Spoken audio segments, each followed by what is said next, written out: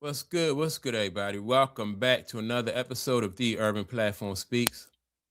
Make sure to like, subscribe as you tune into the channel, check out the content. And with that being said, man, I want to speak on there's some rumors going around. People saying that one of the teams that Giannis may be going to could be the Knicks, right? And so if he goes to the Knicks, then that means that most likely they might have to move Karl Anthony Towns. Right. And so on this Run It Back podcast, they kind of said that the Knicks don't need Giannis. Like they are better off with Karl Anthony Towns than they are Giannis. Now, I didn't listen to the podcast. Maybe that was just more posed as a question, but let's just say if it was posed as a question, I disagree that the Knicks would be better off with just keeping Karl Anthony Towns. Number one, recently they just came out with a like Mike Brown just called Karl Anthony Towns out for not really playing hard. And nobody has never, ever called out Giannis for not playing hard. Like Giannis play hard at both ends of the court, right? Now they will have to work on chemistry. Like how do you create chemistry for Giannis and the guy Brunson? Like how they can coexist in a way that makes the team like run smoothly, like out there on the court.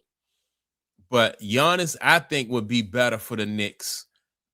And in the East, man, Giannis with the guy Brunson out there, they're gonna get better defensively. They're gonna be more potent on the offensive end, and they really gonna be dangerous, man, in that East, right? And so I'm gonna play the audio from the Running Back podcast and listen to what they had to say about Giannis versus Karl Anthony Towns.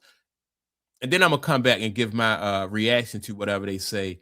But I definitely think right off the rip, man, I just think that Giannis will be better than Karl Anthony Towns. And sometimes Karl Anthony Towns, he basically just show up when he wants to. He's not really as consistent as you would need him to be, especially for a team that want to go and make a championship run. Like you gotta be focused, laser focused, like throughout the season.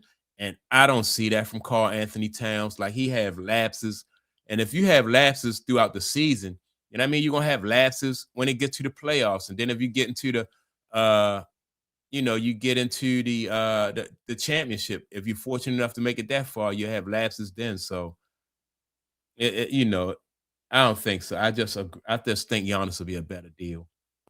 Okay, let's move on. Little East Coast situation. You got the Knicks up in Toronto. 4 straight win for New York. 119-92. Mikal Bridges, okay, 30 points, 12 of 15. OG Anunoby had 26, 6 and 2 blocks.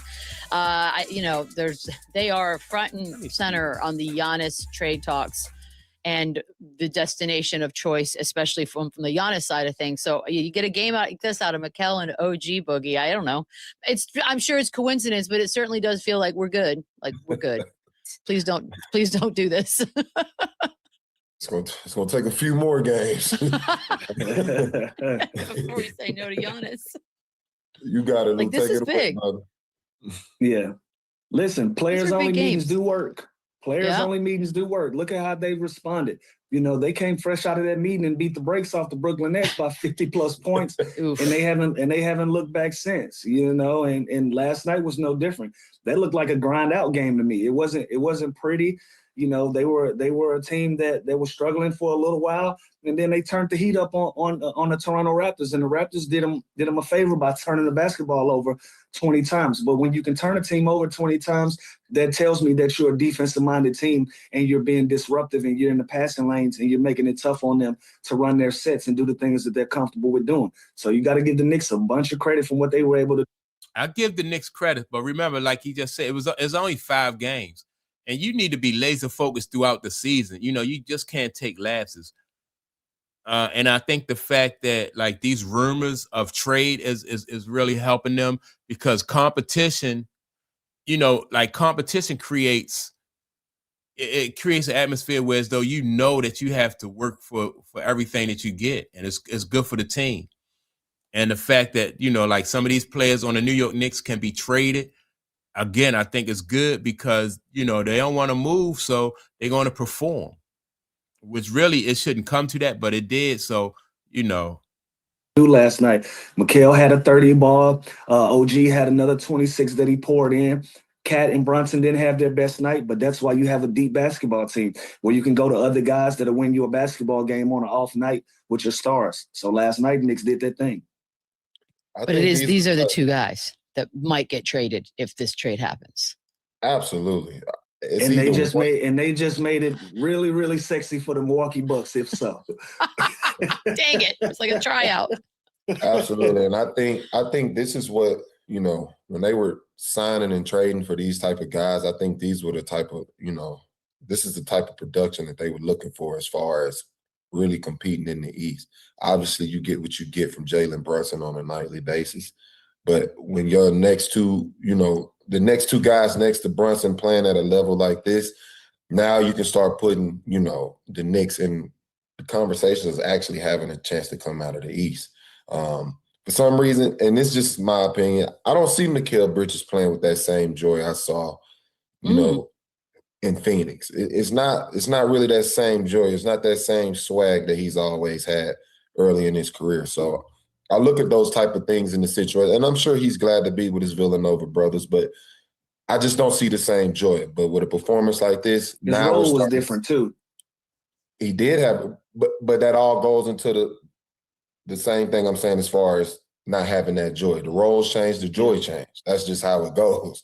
So, but these are the type of performances that I feel they were looking for and expecting being next to Jalen Brunson. So, like you said, Lou, obviously with a name like Giannis floating around, these are the names that are going to come up and be in consideration to make that move. So it definitely makes it a little more juicy for the Milwaukee Bucks. Dang it, I love OG Anunoby too. It's almost like don't have games like this, guys. Don't do this because then you become less valuable. What are you thinking? 6 steals? That's the most impressive part. 6 steals. Yeah, he was like he was everything last night. As somebody who's had 10 in a game before, it ain't easy to do. You know what I'm saying? It ain't easy to do. Do we have a banner? Do we have drums? What can we do for Lou right now? Like this. For a guy for somebody that says that I didn't play defense, to hold a steal record for the Los Angeles Clippers is a major accomplishment.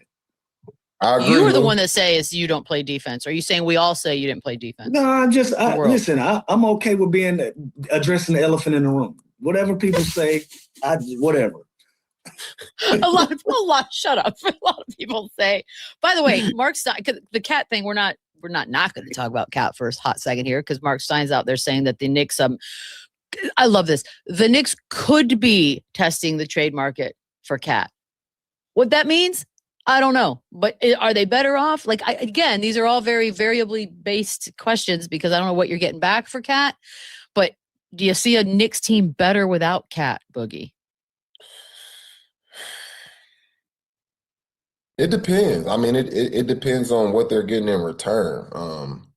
I mean, like I said, if the Knicks have Giannis, then I think, you know, I don't think they necessarily need Cat, and not because of his abilities, but I think that because of his inconsistency. Like he don't always show up with that consistency that a championship team need. Giannis has a championship ring, so he know what it's going to take and the amount of focus because he's been there. So if I get Giannis and I still have Cat and I could use Cat to get more pieces, man, that would be that'd be real good. Obviously, if you're speaking on a Giannis, I think the Knicks get better, you know. But this is an interesting, you know, situation as far as this whole scenario with Cat and the Knicks. It's obviously he's kind of being put on the island and being, you know, put out there as the negative towards the team, even though in my opinion, I think it's more negatives besides, you know, the narrative that they're putting out on Cat. But it's almost like they are pushing him out to be the oddball out. So with that being said, I would love for Cat to, you know, find as much success as he can with the Knicks. I know it means the world to him being at home, playing at home, being a hometown kid, all of those things. I know it would mean the world for him to, you know, be able to. I mean, if it was important for him to play at home and to be the hometown kid, then he have a funny way of showing it. Like you got to be consistent. You know, that's your job. That's your job to be, you know, the best professional athlete that you can, right? And so if we have already seen the best of Cat and the coaching staff and the people, you know, the decision makers feel like that's like what he brings to the table is not the best, then, you know, if that's not good enough, then they need to maybe just move on and see what they can get for him. You know, like, of course you want to play for your hometown team, but you got to perform. You got to earn. You're not entitled to that. You got to perform. Compete at a high level, but for me, I just don't feel like the planets are aligning in this situation. So I do think the Knicks would be in a better situation depending on the player they get in return. And I also think it'll be a better situation for Cat. Like I said, I just don't feel like the planets are aligning in this situation right now. Well, I'm glad you said that because Lou, Akeem in the chat, and chat's lively, shout out, says he's got a hot take. If you put Cat on the Wizards, that'll make him a top 4 seed team in the East next season. Your thoughts? Well, listen. Who was top 14? The Wizards? Yes. Hell no. No, hold on. Let's hold on though. I'm not agreeing. I'm not agreeing. But you got good bones with Trae Young, and if you can put him with Cat, and then you start filling in the blanks from there, that puts them in a position to have an opportunity to compete on paper. You're so diplomatic. Like, what are we doing? We running for mayor of DC? But you know what? All right, I never thought about Cat going to DC, but that is like, I agree with Lou Williams. You got good bones, but the thing, it still comes back to Cat Williams. Karl Anthony Town is just inconsistent. You know, so if the Wizards do make a playoff run with him on the team, and you got Trae, I mean, you're gonna sell some tickets, and you're gonna stir up some excitement in the DC area, but it won't go too much further than that. They have not even just Trae, like the Wizards have some really good young players down there too. But Cat will be they would look to him for leadership. And he's not that dude, man, because he's just so inconsistent. I'd rather Cat be. I'm a glass half full type of guy. I don't know. Oh God. Well, I'm not, Lou. I like Cleveland for Cat. Cat next to Evan Mobley. I think that's a really good situation. Okay. Oh, well, now we're making our own stuff happen. Okay. Well, you know what? I don't like Cat in Cleveland, like I said, because he's just so inconsistent. Evan Mobley is a really good defensive player for Cleveland. Then they got the other guy, Mikey. They got some. I would rather see Cat go to DC than to Cleveland because I don't think he really helps Cleveland out. I think he's more of he's more disruptive in Cleveland than anything.